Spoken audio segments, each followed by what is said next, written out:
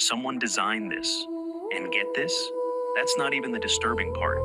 Rupert didn't want to publish. A vibration begins in your chest, not a space between your thoughts. They seem to come from everywhere and nowhere. From the stones themselves, rocks and decorative circles. They were masters of acoustic engineering and human psychology, operating at a level we're only now beginning to understand. They knew that a man who feels terror in his bones will believe anything you tell him about gods and punishment. And they built a structure that could manufacture that terror on demand. And then the priest tells you the gods demand your grain, your labor, your children for their service. You believe it, not because of faith, worse. A Bert Till, a musicologist and acoustics researcher at the University of Huddersfield, expanded on Cox's work by studying the Welsh bluestones themselves.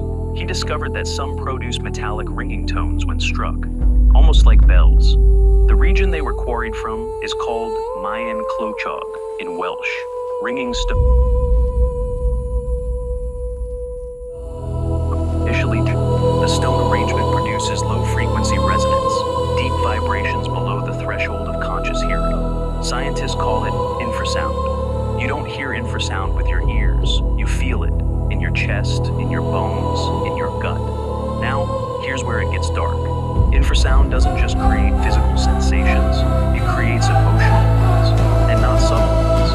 Laboratory studies have shown that subjects exposed to infrasound at specific frequencies report chills down their spine, sudden dread, crushing pressure on their chest, and the unshakable feeling of being watched. Some see flickering shadows in the edges of their vision. Others feel a primal, overwhelming urge to flee, a deep animal panic that has no rational explanation. In controlled environments, researchers have watched rational adults become visibly distressed within minutes of exposure, all from sound waves they unconsciously hear. And that's not even the worst part.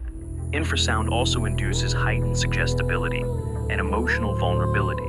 Your rational mind stays intact. You can still think clearly, but your body is screaming that something powerful and invisible is standing right beside you. And in that state, you will believe almost anything someone in authority tells you.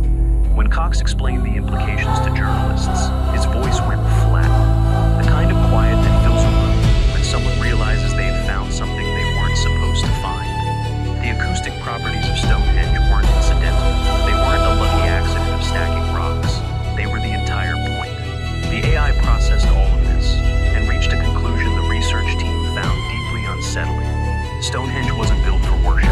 It was built to manufacture a psychological state on demand, in anyone who entered the circle. And the acoustics were just the beginning. If you're starting to realize that everything you learned about Stonehenge was fundamentally wrong, hit subscribe, because the data gets much darker from here. The weapon.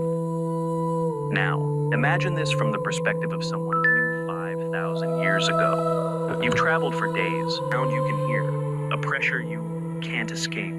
The air thickens. When the priests speak, their voices don't just reach your ears, they surround you. They fill the beneath your feet, from inside your own skull. Your heart races without reason. Your skin burns with electricity that has no source.